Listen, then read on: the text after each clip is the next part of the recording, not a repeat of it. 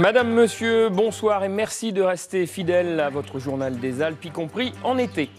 À la une ce soir, la colère et l'amertume des habitants de Chamousset en Savoie en plein état d'urgence. Sa gendarmerie fermait ses portes définitivement. Aujourd'hui, imaginez un 14 juillet avec 2 Marseillaises à entendre. Eh bien, c'est un peu ce qui est arrivé aujourd'hui à nos voisins suisses qui avaient le choix, en ce 1er août de fête nationale, entre 2 hymnes nationaux à chanter. S'il était helvète, justement, eh bien certains l'auraient déjà baptisé le couteau suisse de l'histoire. Dans ce journal, nous prendrons les sentiers cachés de l'histoire des Alpes grâce à un scientifique et homme de lettres qui sait comme personne lire dans les vestiges des siècles passés. Dans l'actualité nationale et internationale, maintenant, les réactions après la mise hors de cause du cardinal Barbarin. Il était visé par une enquête pour non-dénonciation de cas de pédophilie. Le parquet de Lyon l'a classé sans suite. Et puis, à quelques jours de leur premier JO à Rio, nous irons à la rencontre de jeunes athlètes tricolores. Pour commencer ce soir, Manon Valentino en BMX. Mais avant de développer l'ensemble de ces titres, c'est un grand vent de jeunesse, justement, qui vient de souffler là-haut, au-dessus de nos têtes. Elle s'appelle, ça ne s'invente pas pour un chevalier du ciel, Alizée. Et elle vient, à 19 ans, de faire l'admiration de tout le petit monde des pilotes d'avion en terminant 4e du Tour de France des jeunes pilotes. Une sacrée performance, saluée dans l'allégresse ce matin sur la piste de l'aéroport de Chambéry-Aix pour le retour de l'enfant prodige. Bernard Portugal. Elle vient de vivre sur un nuage pendant 15 jours, mais il lui faut malgré tout atterrir. Aux commandes de cet avion, Alizée, 19 ans, elle rentre en Savoie après avoir décroché la 4e place du Tour de France des jeunes pilotes. Sur la piste de l'aéroport, ses parents sont là, mais aussi Micheline, sa grand-mère, très émue. L'émotion, puis voilà, et puis de la joie, évidemment, parce qu'il y a de la belle jeunesse, ça fait plaisir. Vous n'avez pas peur quand elle est en l'air? Non, je suis allée en avion avec elle, il n'y a pas de problème. Je lui fais confiance. L'aviation, une passion qu'Alizée a découvert le jour de ses 14 ans grâce à son cadeau d'anniversaire, un vol d'initiation. Le coup de foudre a été immédiat. Au moment du décollage, c'était vraiment le déclic, le grand sourire accroché aux oreilles. Et vraiment, après, quand on est en l'air, c'est tellement magique. Donc, j'avais pas envie que ça s'arrête. Et quand on est revenu se poser, je me suis vraiment dit que c'était ça que je voulais faire et que je voulais continuer à fond là-dedans. Très vite, Alizée a passé ses premiers brevets de pilote. En 5 ans à peine, elle a accumulé une belle expérience qui lui a permis de briller lors du Tour de France des jeunes pilotes. Une épreuve de haut niveau dont elle rentre avec des images plein les yeux. C'est 15 jours de partage absolument fou. Traverser la France avec nos avions, c'est quelque chose de magique. Donc on est passé sur des bases militaires, on a visité des choses exceptionnelles, sur des bases civiles aussi. On a fait de tout, donc c'était vraiment super. Motivée, déterminée et passionnée, Alizée se consacre actuellement à ses études de physique et de mathématiques, mais elle ne cache pas son rêve, devenir pilote de ligne. Un retour sur le plancher des vaches avec un vent plutôt mauvais, celui-là, qui a soufflé aujourd'hui sur la gendarmerie de Chamousset en Savoie. Elle a en effet définitivement fermé ses portes aujourd'hui, en plein état d'urgence. Pourtant, la population et leurs élus ont eu beau batailler pour conserver leur brigade de proximité. Rien n'y a fait. Aurore Tespeux et Joël Serroni sur place. Les derniers cartons chargés, le camion de déménagement quitte Chamousset. Sur les 7 brigadiers en poste à la gendarmerie de la commune, 6 sont déjà partis. Pour compenser la fermeture de cette unité, une dizaine de gendarmes devraient rejoindre la brigade de La Rochette, située à 13 km, bien trop loin, selon le maire de la ville. Ce que je regrette, c'est qu'au lendemain des attentats parisiens de novembre, le préfet nous réunissait, les maires de Savoie, à la préfecture, et dans son discours, il faisait clairement allusion aux petites unités de police et de gendarmerie qui, disséminées sur le territoire, étaient une bonne chose parce qu'au moins ces unités-là avaient une bonne connaissance des populations locales. En septembre dernier, habitants et élus s'étaient mobilisés contre cette fermeture. Suite à cette manifestation, le ministère de l'Intérieur leur assurait qu'aucune décision ne serait prise sans concertation préalable. 2 mois plus tard, un courrier du commandant de la gendarmerie de Savoie laissait même entendre le maintien de la brigade en place, puisqu'il s'agissait d'une liste de travaux à faire pour la rendre accessible aux handicapés. Donc vous vous dites, ça y est, ils ont pris la décision de maintenir la gendarmerie à Chamousset. Et puis comme au mois de janvier, il est temps de penser budget, Je dis, je ne vais quand même pas lancer les travaux à la gendarmerie de Chamousset, sachant les bruits qu'il y avait avant. Donc je demande confirmation. Est-ce que ça veut dire que la gendarmerie de Chamousset est maintenue dans ses locaux à Chamousset? Et alors à ce moment-là, j'ai eu une réponse par retour du courrier, une réponse assez cinglante disant la dissolution de la gendarmerie de Chamousset le 1er août 2016. Une dissolution sans appel, la gendarmerie et la préfecture n'ont pas souhaité communiquer sur le sujet.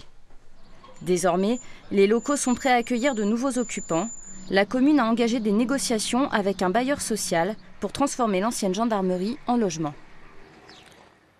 On reste en Savoie, mais pour parler tourisme cette fois, avec des professionnels qui commencent à s'inquiéter. C'est que le touriste semble se faire plutôt rare depuis le début de cet été. La faute à qui? Eh bien, les explications tout de suite de Denis Vignaud-Duguet.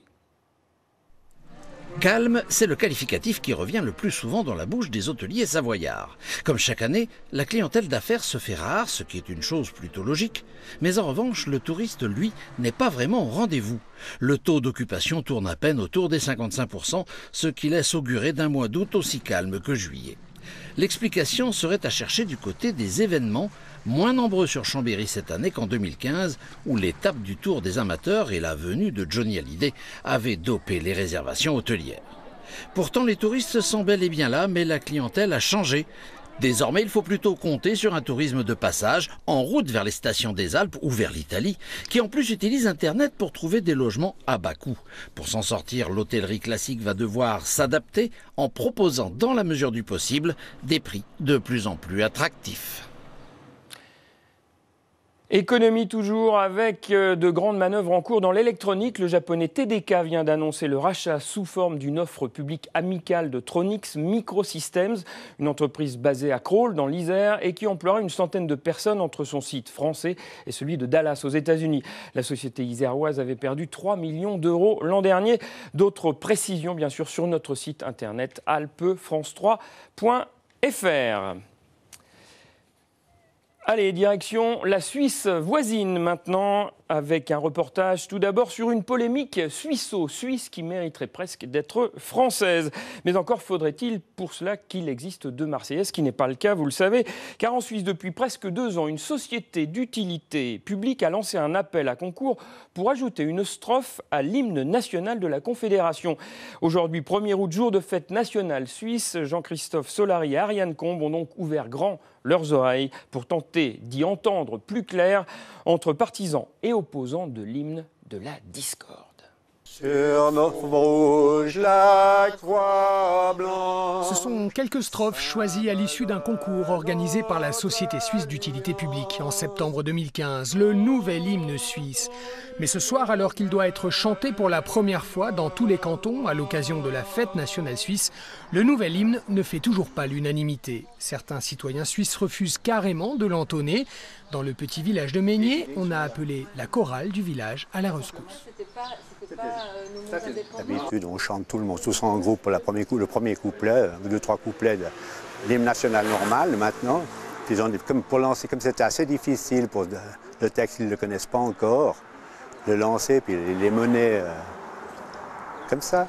Soumettre le texte aux villageois, c'était important pour l'exécutif du village. Il est issu du préambule de la Constitution suisse adoptée en 2000. Il est juste d'un point de vue des valeurs suisses, c'est clair. Après, est-ce qu'il est plus compréhensible que l'ancien? Peut-être aussi. Mais je crois que toute cette polémique, elle permet aussi d'ouvrir un débat et puis il serait intéressant d'interroger la population pour savoir ce qu'en pensent les anciens, ce qu'en pensent les jeunes.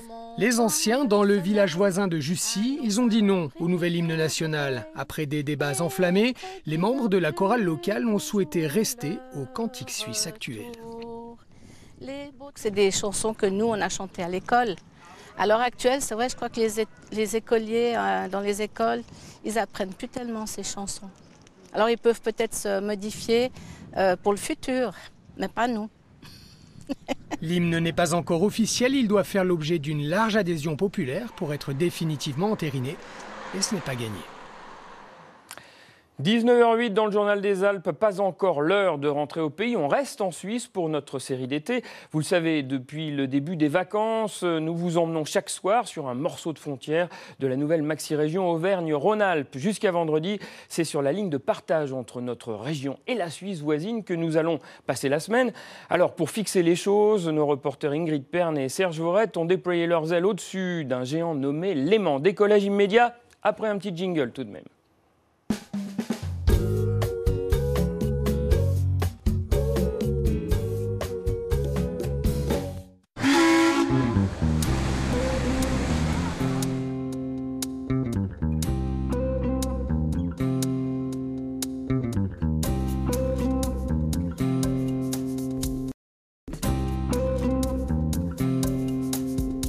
La semaine, nous vous emmenons au bord, aux côtés, au-dessus du Léman. Premier épisode ici, à l'aéroclub d'Annemasse, un site incroyable entre Mont-Blanc et Léman.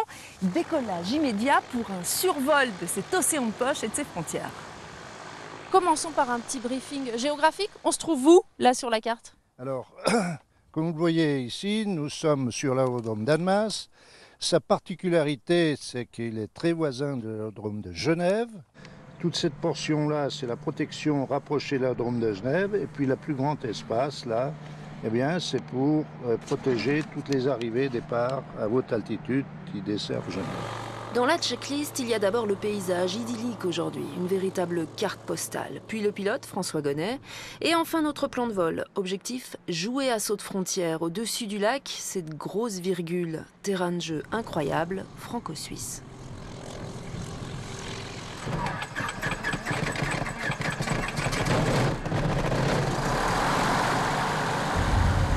On s'annonce aux voisins suisses à la tour de contrôle de Genève. On va s'annoncer service information de Genève. On va s'approcher de la frontière, comme ça vous aurez un coup d'œil sur Genève. Et puis ensuite, on se dirigera du côté de Thonon en respectant la limite de la zone pour rejoindre le bord du lac et puis suivre le lac. Fox Hotel Charlie Alpha 2 fois a pris son envol, cap à l'est jusqu'à la limite de la zone autorisée, quelque part après la cité médiévale. Le repère des aviateurs, c'est ce que l'on appelle le Petit Lac, de Genève à Ivoire, que l'on ne survole pas sans autorisation du contrôle aérien genevois. Alors là, on approche d'Ivoire, mais on n'ira pas plus loin, hein, parce qu'on va se faire tirer l'oreille sinon. Au loin, la chaîne des Alpes, majestueuse. Une météo cavoque, comme on dit en aviation, d'un bleu limpide.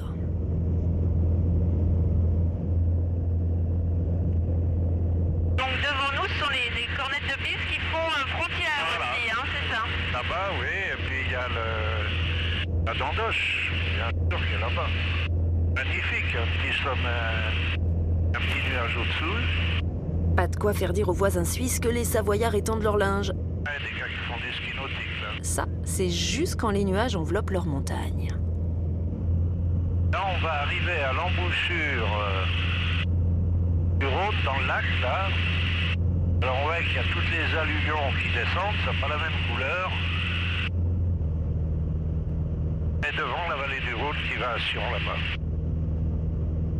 En quelques coups d'aile, nous voilà sur la route des airs du retour. Il est 18h. Tu vois les frontaliers là-dessous?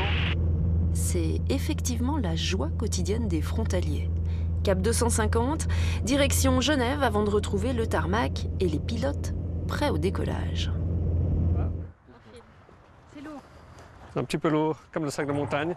Gilles est un fidèle de l'aéroclub. Pilote, devenu instructeur bénévole, c'est le voisin suisse qui passe la frontière pour profiter d'un espace aérien plus grand, plus diversifié et en plus moins cher et moins compliqué que la zone de Genève. Tu la prends à deux mains, celle-là avec l'autre, et puis tu tires le plus loin possible. C'est un gros aéroport contrôlé, donc autorisation de décoller plus compliquée, enfin autorisation de décoller qu'on a, temps d'attente, tandis que là on arrive, si l'avion est réservé ou est libre, on arrive, on prépare l'avion, on part tout de suite. Il n'y a pas de plan de vol pour passer les frontières, vu qu'a priori on reste plutôt en France, tandis que Genève, Enfin, oui, on peut aller secteur Lausanne-Valais, mais enfin c'est un petit peu limité par rapport à la France aussi. Demain, retour sur le plancher des vaches, direction la côte française, d'Évian à Nernier, en passant par le chemin côtier. Allez, retour en France, retour sur terre aussi avec côté justice. Ce sans suite a posé sur le dossier du cardinal Barbarin. L'enquête pour non-dénonciation d'agression sexuelle sur mineurs et non-assistance à personne en danger a donc été classée sans suite par le procureur de la République de Lyon, Sylvie Adam. Janvier 2016, un silence de 25 ans se fissure.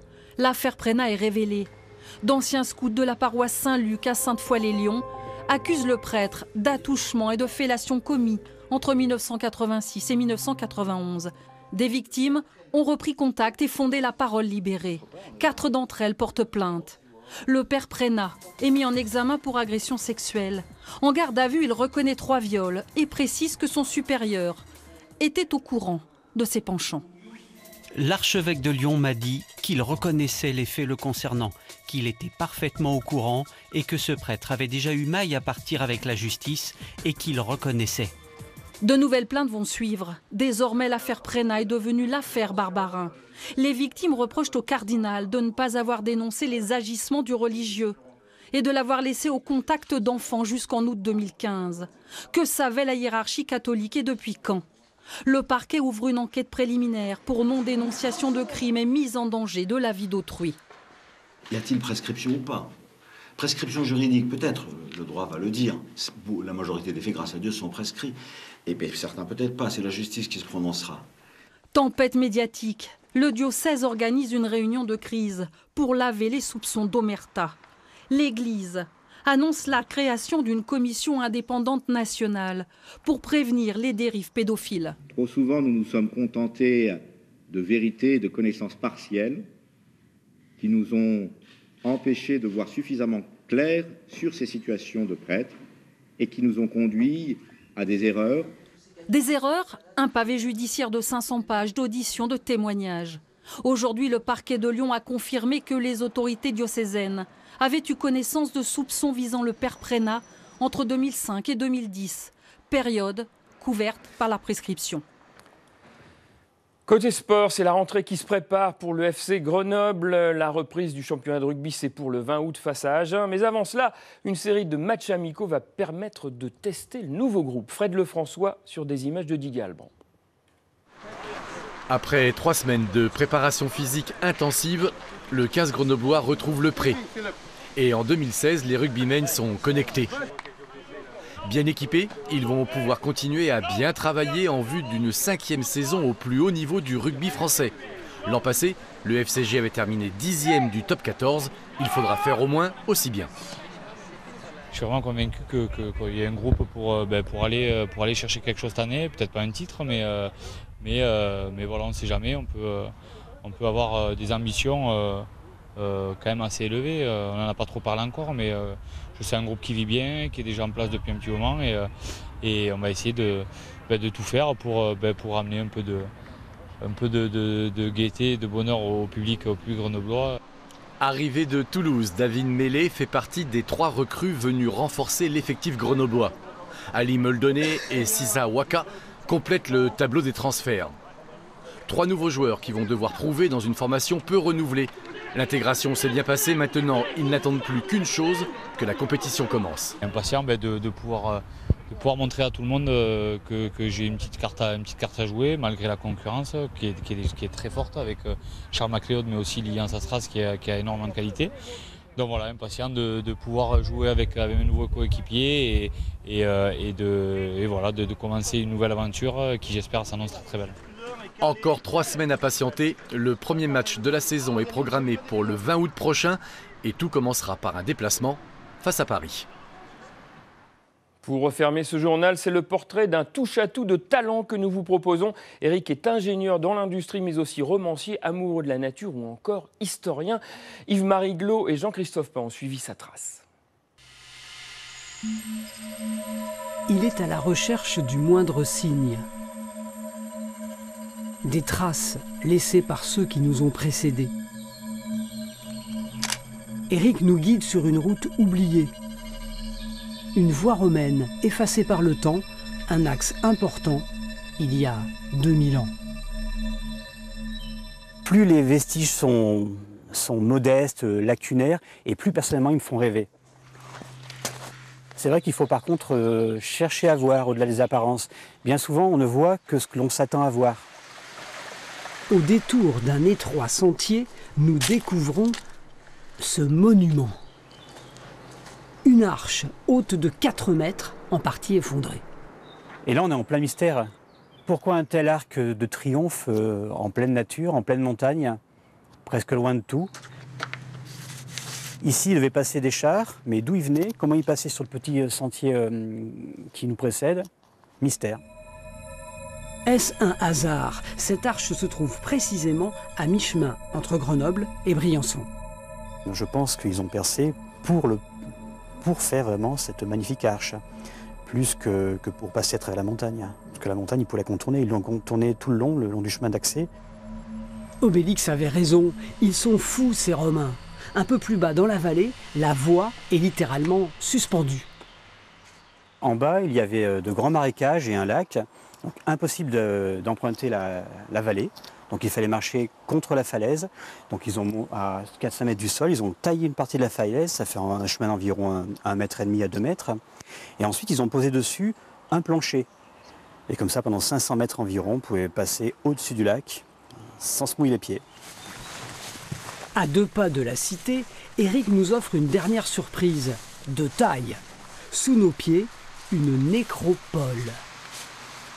Si on regarde le champ dans lequel on est sur une photo satellite, on va se rendre compte qu'il y a des grandes structures dans l'herbe qui font de 5 à 20 mètres de diamètre et qui correspondent en fait à des tombes gauloises qui datent de plus de 2000 ans. Donc un enclos funéraire avec une levée de terre autour. Et c'est justement cette levée de terre qui a laissé maintenant des traces effectivement sur l'herbe. Combien d'épées, de torques, de fibules se cachent sous l'herbe haute? Pour en savoir plus sur les oppidums, les castels et autres curiosités méconnues de l'Isère, lisez cet inventaire. Voilà, c'est par cette balade fascinante que se referme ce journal des Alpes. Rendez-vous demain dès la mi-journée. Excellente soirée sur France 3 Alpes, bien sûr.